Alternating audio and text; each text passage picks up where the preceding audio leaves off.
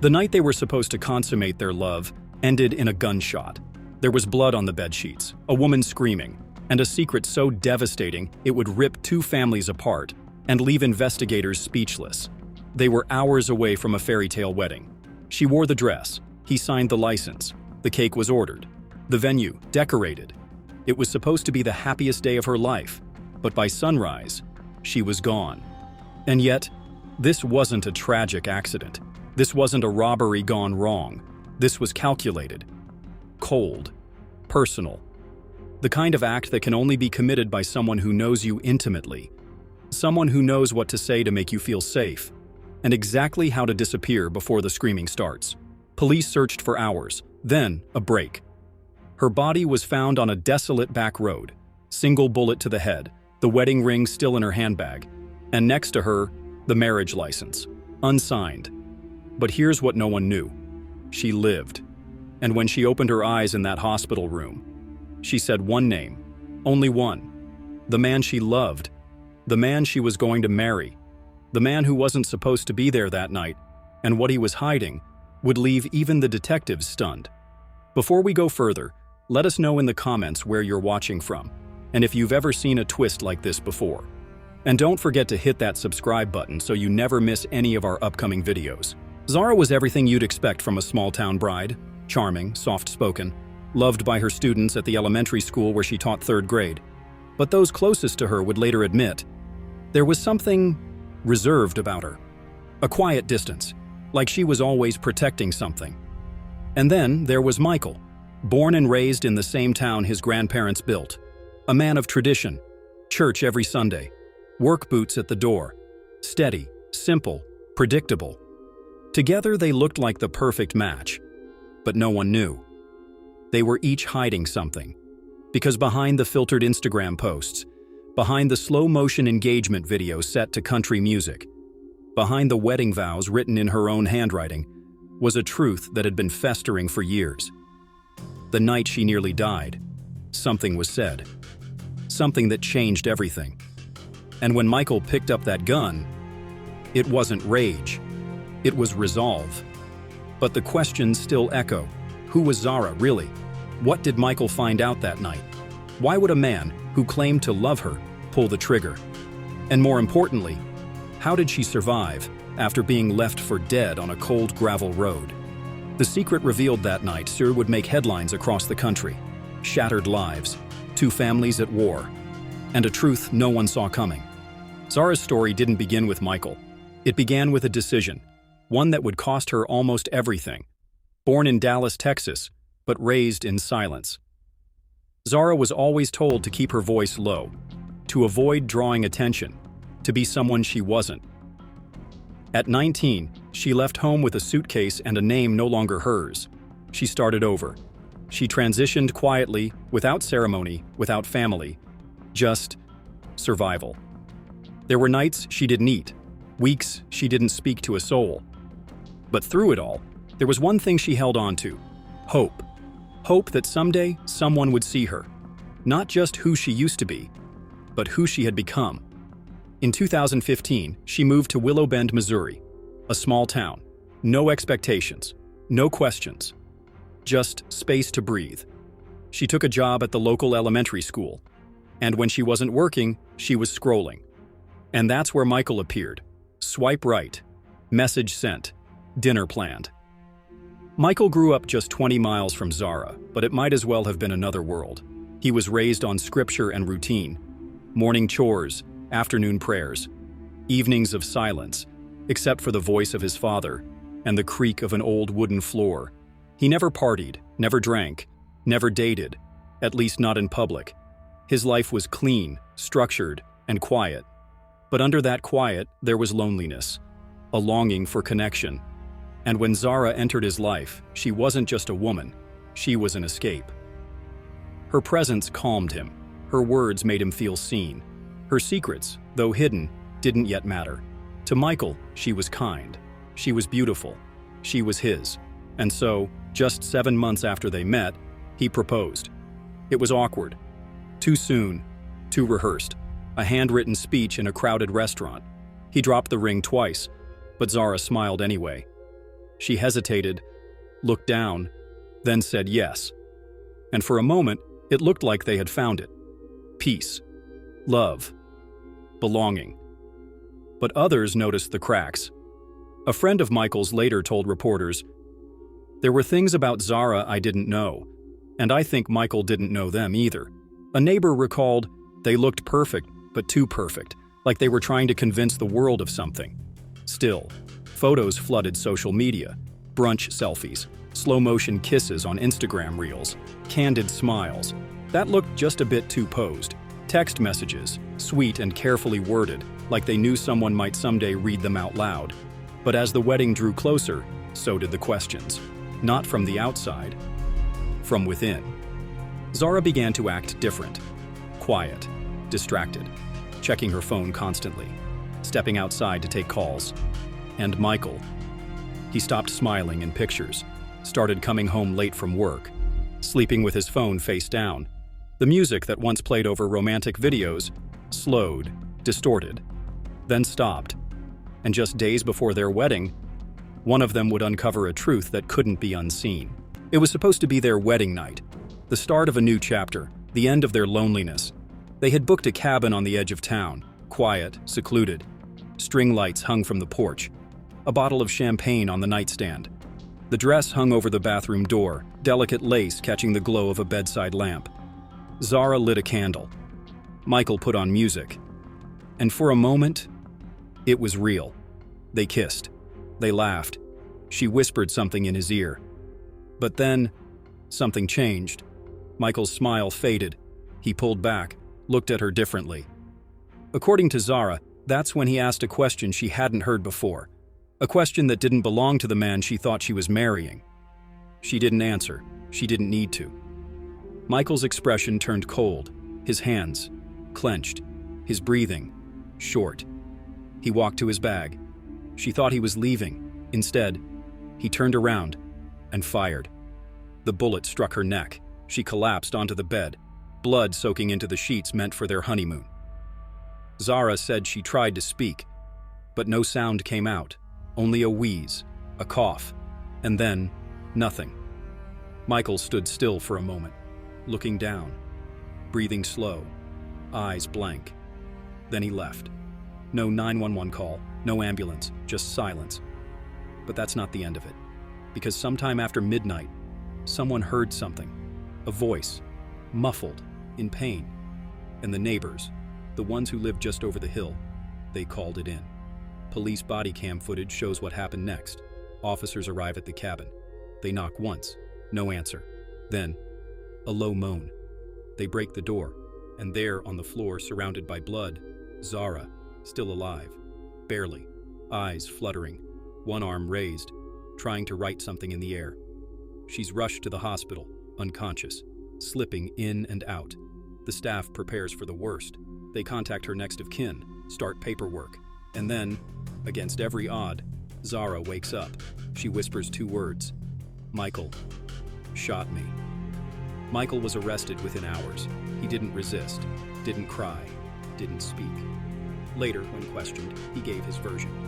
"I was deceived," he said. "She lied to me. I didn't know who she really was." But Zara, lying in a hospital bed, half her body paralyzed, told a different story. "He knew," she said. "He always knew. He just couldn't let anyone else find out." 2 stories. One body, one bullet.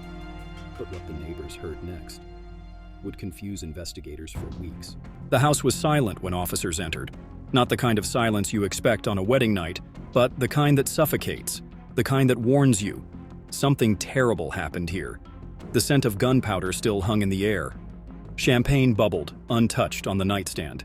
And in the center of the room, Zara. She was lying on the floor, eyes barely open, chest struggling to rise. And in a voice the paramedics could barely hear, she whispered one word: "Why?" Michael was found just 2 miles down the road, parked, calm, his hands resting quietly on the steering wheel. He didn't run, didn't cry, didn't even ask why he was being arrested. At the station, detectives noted something strange. No panic, no confusion, only a kind of cold stillness. It was like he was waiting for it, one officer recalled, like he knew this moment was coming. The crime scene was processed for hours. The gun, unregistered, wiped clean, no serial number. It had been tucked inside the nightstand drawer, right next to the Bible.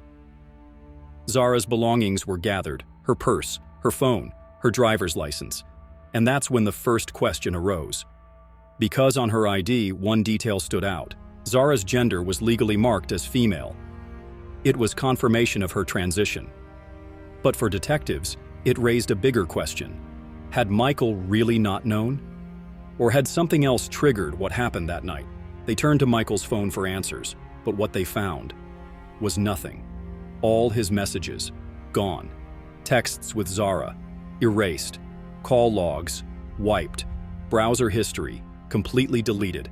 An intentional, methodical sweep, done just before the shooting, and outside the walls of the police department. A storm was forming. The moment the local paper ran the headline, "Trans bride shot on her wedding night," everything changed. Social media exploded. Two narratives, each more volatile than the other, began to take shape. One side saw Michael as the villain. "She was nearly murdered for being trans," they wrote. "This is what hate looks like." The other side saw him as a victim. "He was betrayed," came the comments. "He had a right to know." The discourse spread like wildfire. Hashtags, live streams, commentary videos.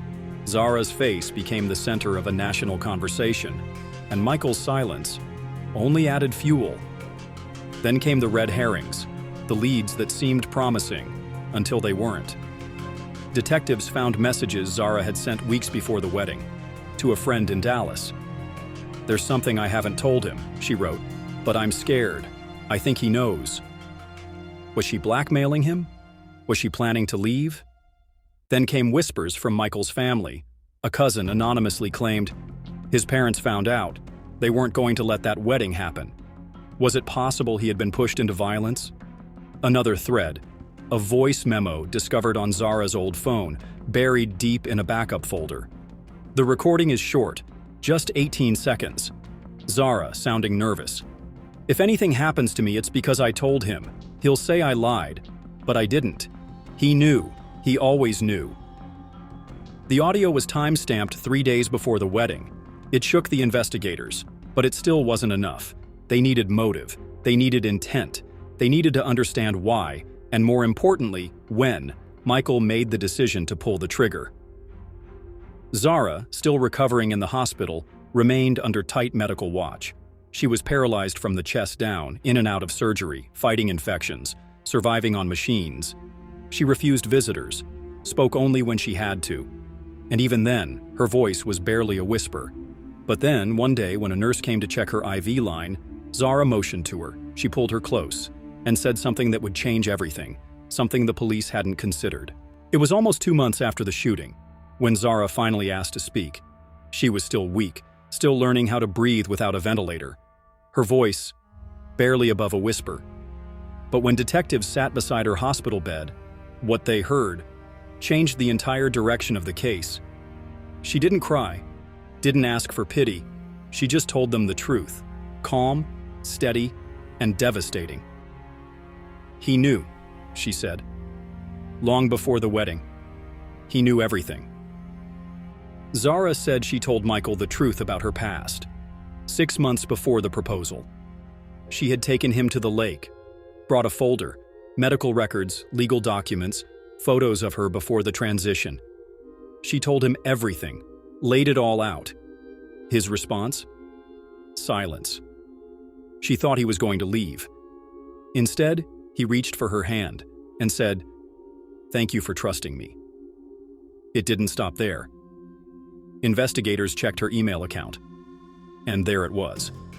An email Zara had sent Michael the next morning, reiterating everything, attaching the documents again. Michael replied just hours later, "I know this wasn't easy to tell me. I'm still processing it. But I love you. That hasn't changed." And for a while, it hadn't. But then, it did. Michael's church was conservative, strict, unforgiving. the kind of place where men were taught to lead, and shame was handled in whispers. In private texts to a friend, one the prosecution later retrieved, Michael confessed his growing fear. "What will they say if they find out? My dad won't forgive me. I can't lose everything over this." He began pulling away, skipping services, deleting social media, avoiding phone calls from his mother. He wasn't angry at Zara.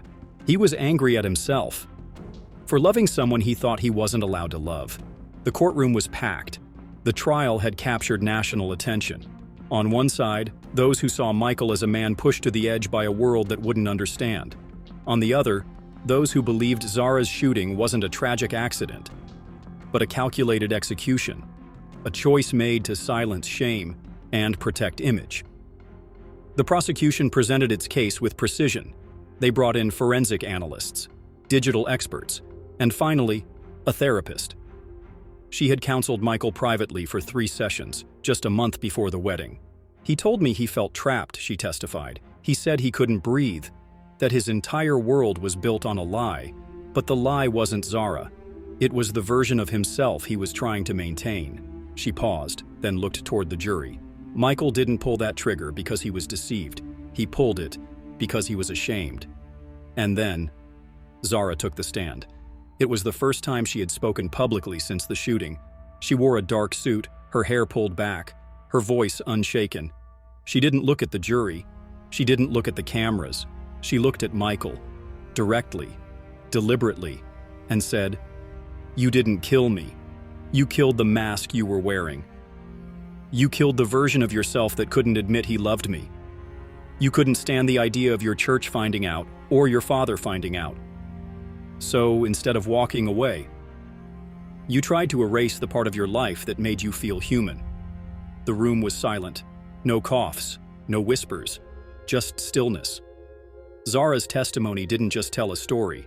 It exposed a pattern of silence, suppression, fear disguised as righteousness. And in the days that followed, something began to shift. Michael's defense team grew quiet. The cross-examinations grew shorter. Even the courtroom spectators stopped looking at Zara with confusion and started looking at Michael with something closer to contempt. But there was still one more revelation to come. A final discovery, buried in Zara's voice memos, a file she didn't remember recording, a recording that might answer the one question no one had yet been able to answer. Why now? Why did he wait until the wedding night? The jury deliberated for 13 hours.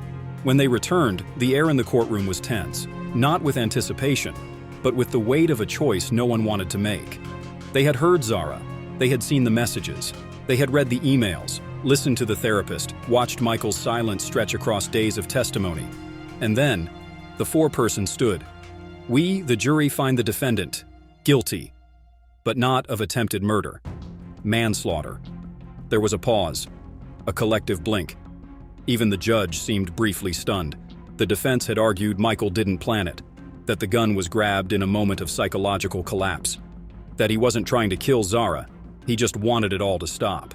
The jury had agreed, not premeditation, but responsibility, not innocence, but something less than full intent. The sentence, 8 years. Zara didn't flinch. She didn't cry. She just closed her eyes. Outside the courthouse, the world didn't stay silent. The backlash was immediate. Some said justice had failed. If she'd died, would the charge have changed? Others said Zara was never a victim at all.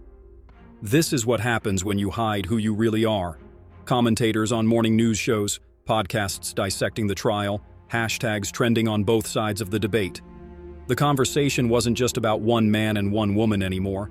It was about identity, disclosure, danger, and the line between personal privacy and someone else's perceived right to know. Zara left the hospital 4 months after the shooting. She would never walk again. Her left lung remained partially collapsed. Her body bore scars no one could see, but she was alive. She moved into a small apartment in a neighboring city, began physical therapy, spent long nights with a therapist, unraveling the trauma. Not just from the night of the shooting, but from the weeks, months, years that led up to it. The stares, the rumors, the fear of being found out. even when she'd already told the truth. And then, she made a choice. She began speaking publicly, first at a community center, then a university panel, then national interviews. She didn't talk just about being trans. She talked about trust, about the unwritten contracts in relationships, and how shame, when left unchecked, becomes violence. "He wasn't afraid of me," she said in one interview. "He was afraid of what loving me said about him." She became an advocate for trans safety, for honest dialogue, for understanding the difference between a lie and a life. And yet, the story wasn't finished. 6 months after the verdict, Zara received a package. No return address, no note. Just a small envelope, inside a weathered leather wallet. The wallet had belonged to Michael. Inside, tucked between old receipts and faded photo, was a folded piece of lined paper. The handwriting was jagged, uneven, written in what looked like panic. It read, "If they find out, I'll be the one dead, not her." No name, no context, but dated, 1 week before the wedding. Zara read it once, then again, and again. The man who had pulled the trigger had been trying to kill something inside himself, not her. We often ask questions after a story like this. Who was to blame? Was justice served? Could it have been prevented? But this case left us with deeper questions. What is deception? Is it hiding the truth or hiding from it?